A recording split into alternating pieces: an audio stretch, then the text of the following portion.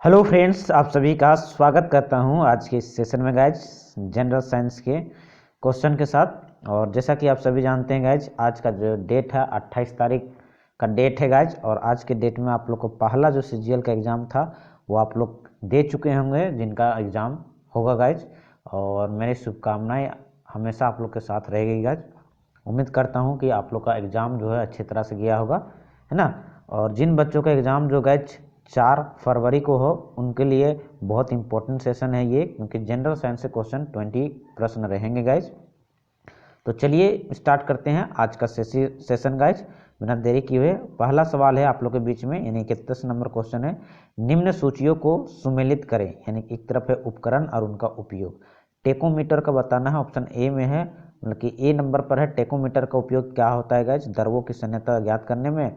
Thermometer, thermopile का वायुयान की गति मापने वाला यंत्र में। यूडोमीटर का विकिरण तीव्रता मापने वाला यंत्र। और विस्कोमीटर का वर्षा मापक यंत्र। तो बताइए सही जवाब क्या होना चाहिए? आंसर जो है आप लोगों को कूट में दिख रहा है गाइज।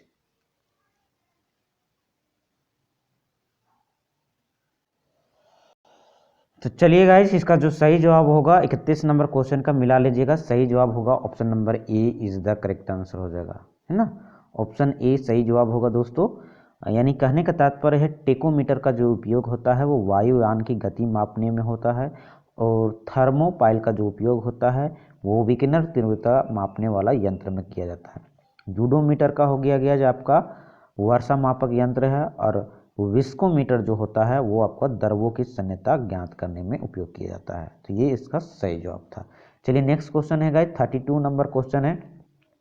1 किलोवाट घंटा यानी कि KWH किसके बराबर होता है?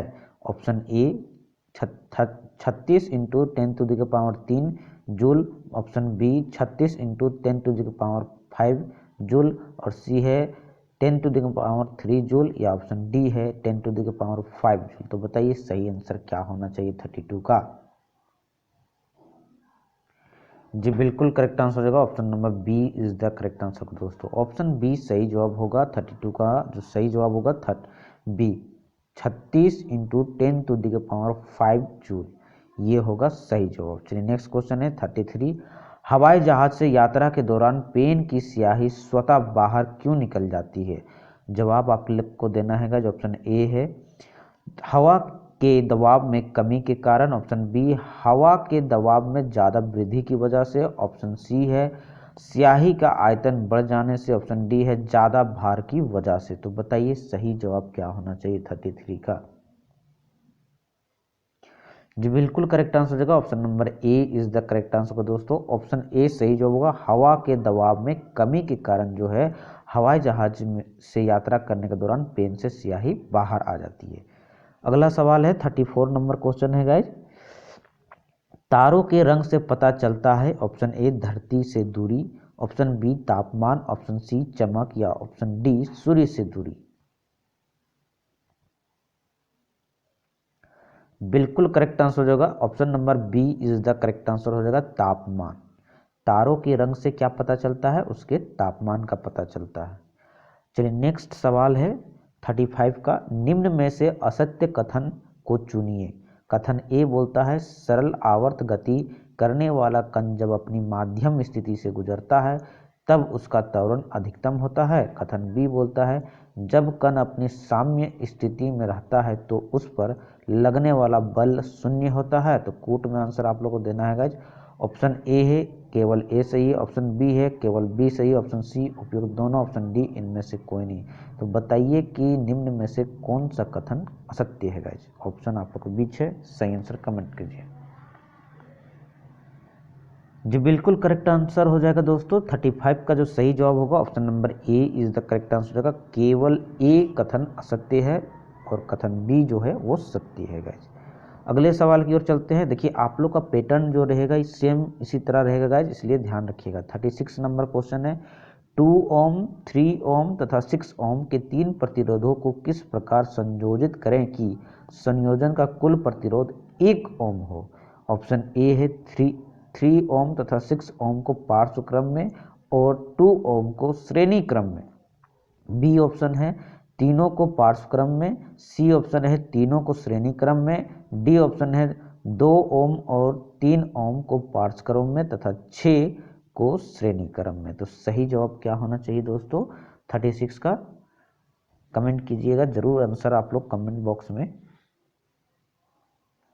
जी बिल्कुल करेक्ट आंसर हो जाएगा दोस्तों, इसका सही जवाब होगा option number B is the correct answer. मिला लीजिएगा, ऑप्शन बी सही जवाब होगा। तीनों को पार्श्व क्रम में जोड़ेंगे तो हमारा जो रिजल्ट आएगा वो 1 ओम के बराबर आएगा। ठीक है, चलिए नेक्स्ट सवाल है 37 का दोस्तों आप लोग के बीच में। परमाणुओं में न्यूट्रॉन की खोज किसने की थी? बहुत ही एवरग्रीन क्वेश्चन है साइंस का गाइस, ये हमेशा पूछा जाता है, डायरेक्ट क्वेश्चन पूछ लेता है ना। ऑप्शन ए है J Thomson, option B Chadwick, option C Rutherford, option D Newton. तो बताइए सही जवाब क्या होगा?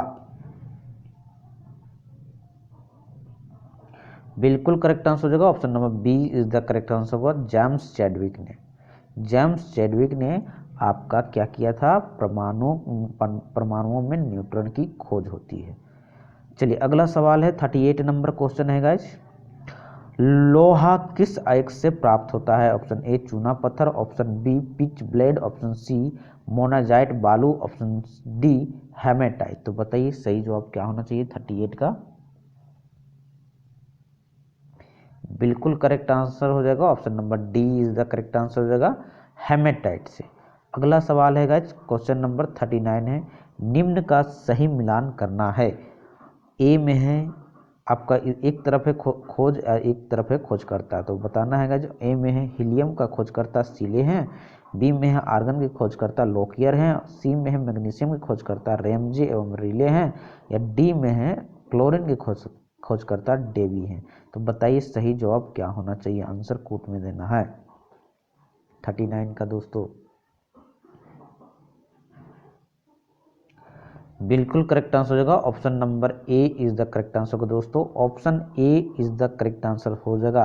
कहने का मतलब है गाइज कि हीलियम के खोजकर्ता जो हैं लोकेयर हैं, आर्गन के खोजकर्ता जो हैं रेमजे एवं रिले हैं, और मैग्नीशियम के खोजकर्ता आपका डेवी है, और आपका क्लोरीन के खोजकर्ता सीले हैं। ये सही क्रम होगा, है ना। तो answer A is the correct answer हो जाएगा। चलिए अगले सवाल की ओर बढ़ते हैं।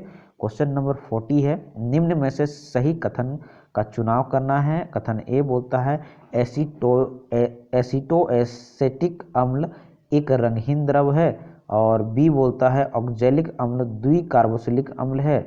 कूट में आंसर देना है। ऑप्शन ए है केवल ए सही है, ऑप्शन बी है केवल बी सही है, ऑप्शन सी उपयुक्त दोनों, ऑप्शन डी इनमें से कोई नहीं। तो बताइए कौन सा कथन सत्य है 40 नंबर का? बिल्कुल करेक्ट आंसर हो जाएगा, option number C is the correct answer होगा। दोनों के दोनों कथन जो है आप लोग हमारे सेशन को शुरू से फॉलो कर रहे हैं तो गाइज आप लोग को जो है एग्जाम में बहुत हेल्पफुल होने वाला है। और साथ ही साथ गाइज आप लोग का आभार प्रकट करना चाहूँगा कि क्योंकि आप लोगों ने हमारे वीडियो को इतना प्यार दिया है गाइज, इतना प्यार दिया कि मतलब कि आप लोग का आभार जो है गाइज बहुत कम पड़ जाएगा, है ना। बहुत बहुत धन्यवाद गाइज। इसी तरह आप लोग अपना प्यार हमारे इस वीडियो को देते रहें और दोस्तों को भी जरूर शेयर कर दीजिए ताकि उनको भी हेल्प हो सके गाइज। चलिए 41 नंबर क्वेश्चन है गाइज। निम्न में से सही युग्म का चयन करना है। एक तरफ पादप हार्मोन है और उनके कार्य है। तो जिब्रेलिन पादप हार्मोन के कार्य क्या है गाइज? ऑप्शन ए में बोलता है कि बीज रहित फलों का उत्पादन, बी में बोलता है साइटोकाइनिन का पत्तियों के झड़ने की क्रिया को नियंत्रित करना, सी में बोलता है एब्सिसिक अम्ल कोशिका विभाजन, या डी में बोलता है फ्लोरिजेंस अंकुरन हेतु प्रेरित। तो बताइए सही आंसर क्या होना चाहिए 41 का जवाब बताइए 41 का गाइस। बिल्कुल करेक्ट आंसर हो जाएगा, option number A is the correct answer होगा दोस्तों। ऑप्शन ए सही जवाब होगा, ऑप्शन ए सही जवाब होगा। जो सही युग्म है ऑप्शन ए, जिब्रेलिन का जो कार्य है बीज रहित फलों का उत्पादन करना, यही ऑप्शन सही है, बाद बाकी ऑप्शन आपका गलत है। अगले सवाल की ओर बढ़ते हैं। 42 नंबर क्वेश्चन है। निम्न में से किसकी वजह से गन्ने में लाल सड़न रोग यानी red rot of sugarcane होता है? ऑप्शन ए विषाणु से, ऑप्शन बी जीवाणु से, ऑप्शन सी कवक से, ऑप्शन डी अजैविक रोग से। तो बताइए सही जवाब क्या होना चाहिए 42 का गाइज। बिल्कुल करेक्ट आंसर होगा option number C is the correct answer होगा दोस्तों, ऑप्शन सी सही जवाब होगा कवक से। चलिए अगले सवाल की ओर बढ़ते हैं। अगला जो हमारा सवाल है गाइस 43 नंबर क्वेश्चन, निम्न में से कौन जल में घुलनशील विटामिन है? बहुत इजी सवाल है guys. Option A vitamin A, option B vitamin C, option C है विटामिन के, ऑप्शन डी विटामिन ई। तो बताइए सही जवाब क्या होना चाहिए 43 का दोस्तों? बिल्कुल करेक्ट आंसर होगा option number B is the correct answer होगा। विटामिन बी, विटामिन सी जो है जल में घुलनशील है। देखिए दो ही विटामिन जो है जल में घुलनशील होता है, बी और सी, याद रखिएगा, है ना। बी और सी जो है जल में घुलनशील है, बाद बाकी जितने भी हैं वो आपका वसा में घुलनशील होते हैं। चलिए अगला सवाल है 44 नंबर क्वेश्चन है दोस्तों, सूची 1 को सूची 2 से मिलाना है। एक तरफ अंग है सूची 1 में, एक तरफ हार्मोन है। अमाशय इरेप्सिन, लार पेप्सिन, अग्नाशय लाइसोजाइम या आंतररस सोमेटोस्टेटिन। तो बताइए सही जवाब क्या होना चाहिए? आंसर जो है कूट में देना है गाइज। ऑप्शन ए दो ऑप्शन जो है आप लोग के बीच में है गाइज, कूट में आंसर दीजिए 44 का। बिल्कुल करेक्ट आंसर होगा option number A is the correct answer होगा दोस्तों, ऑप्शन ए सही जवाब होगा, है ना। ऑप्शन ए सही जवाब। कहने का मतलब आमाशय जो है पेप्सिन, आमाशय में पेप्सिन हार्मोन पाया जाता है, लार में आपका लाइसोजाइम पाया जाता है, अग्नाशय में आपका सोमेस्टोटिन पाया जाता है और आंतररस में आपका इरेप्सिन पाया जाता है। ये सही क्रम होगा, है ना। चलिए नेक्स्ट क्वेश्चन की बढ़ते हैं। अगला सवाल है 45 नंबर क्वेश्चन, निम्न में से किनके द्वारा जापानी बुखार फैलता है? Option A bacteria, option B virus, option C protozoa, option D fungus. बिल्कुल करेक्ट आंसर होगा option number B is the correct answer होगा, वायरस के कारण। अगला सवाल है 46 नंबर क्वेश्चन, निम्न में से कौन सा कथन सत्य नहीं है? ऑप्शन ए मानव शरीर में गैसों का आदान प्रदान ब्रोक्योल्स में होता है। ऑप्शन बी कथन बी बोलता है एक एलवियोली के माध्यम से ही रक्त में विलीन कार्बन डाइऑक्साइड बाहर निकलता है। तो बताइए उसका आंसर जो होगा क्या होगा दोस्तों? कोर्ट में आंसर देना है। ऑप्शन ए बोलता है केवल ए, ऑप्शन बी बोलता है केवल बी, ऑप्शन सी बोलता है फिर दोनों, ऑप्शन डी बोलता है इनमें से कोई नहीं। तो बताइए सही जवाब क्या होना चाहिए? जी बिल्कुल करेक्ट आंसर हो जाएगा, option number A is the correct answer हो जाएगा। ऑप्शन ए जो है गाइज ये सत्य नहीं है, मानव शरीर में गैसों का आदान प्रदान ब्रोक्योल्स में नहीं जो होता है, ये गलत है। अगला सवाल है 47 नंबर क्वेश्चन, निम्न में से कोलेस्ट्रॉल है गाइज? ऑप्शन ए कीटनाशक, option B vitamin, option C steroid, option D enzyme. तो बताइए सही आंसर क्या होना चाहिए 47 का? बिल्कुल करेक्ट आंसर हो जाएगा option number C is the correct answer हो जाएगा, स्टेरॉइड जो है कोलेस्ट्रॉल है गाइस। अगला है 48 नंबर क्वेश्चन, निम्न में से कौन स्वायत्त वृद्धि और प्रजनन के लिए सबसे सक्षम छोटा जीव है? Option A virus, option B bacteria, option C mycoplasma, option D bacteriophage. तो बताइए सही जवाब क्या होना चाहिए 48 का? बिल्कुल करेक्ट आंसर हो जाएगा option number C is the correct answer हो जाएगा, माइकोप्लाज्म जो है ये स्वायत्त वृद्धि और प्रजनन के लिए सबसे सक्षम छोटा जीव है।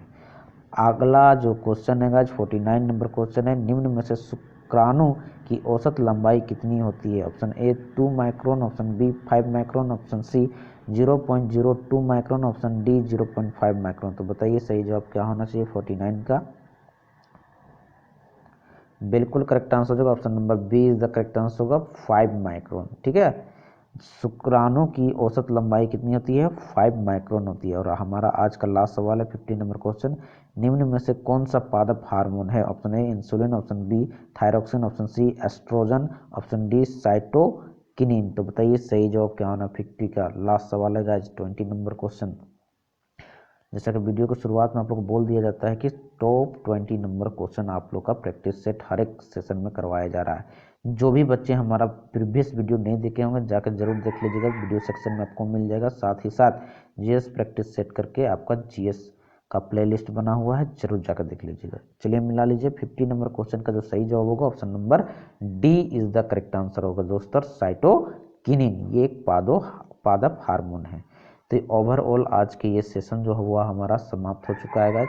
ये सेशन आप लोग कैसा लगा कमेंट बॉक्स के माध्यम से फीडबैक जरूर देते रहिए गाइज, क्योंकि आप लोग का फीडबैक जो मिलता है ना हमें मोटिवेट करके रखती है गाइज। और मैं आप लोग को ऐसे ही आप लोगों को बेहतर कंटेंट प्रोवाइड के लिए उत्सुक होता हूँ गाइज, ताकि आप लोग को बेहतर में मदद कर सकूँ गाइज। तो ये सेशन आप लोग को अच्छा लगा तो ज़रूर दोस्तों के बीच में शेयर कर दीजिएगा, ताकि उनको भी हेल्प हो सके। आगे आगामी जो एग्ज़ाम है 4 फरवरी का गाइज, उसमें हेल्प हो सके। और गाइज एक दूसरे को कोऑपरेट करते चलिए, एक दूसरे का कोऑपरेट करते चलिएगा तो आपका भी भला होगा। ठीक है, चलिए मिलते हैं नेक्स्ट सेशन में गाइज, तब तक के लिए इजाज़त दीजिए। जय हिंद, जय भारत।